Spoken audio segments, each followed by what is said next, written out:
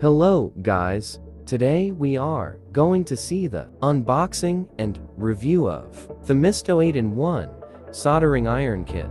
So don't skip the video and watch the full review. Nozzle cleaning sponge, soldering wire, tweezers, desolder wick, wire cutter, 15-gram soldering flux, and a soldering iron stand. So now, we are going to fit the stand. Remove the bulb. The stand is fully painted, so it is free from rusting. Now place the bolt in the correct place.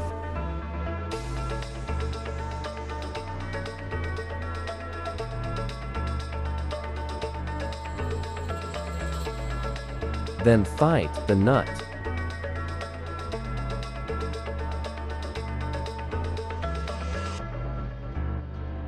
It is made up of metal.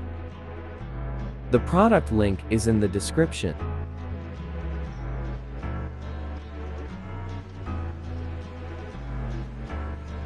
Now, the stand is ready.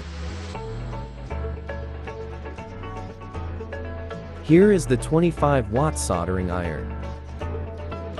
Remove the iron wire. It has silicon wire and sharp nozzle, and it's 100% working. So thank you for watching. Please like, share, and comment.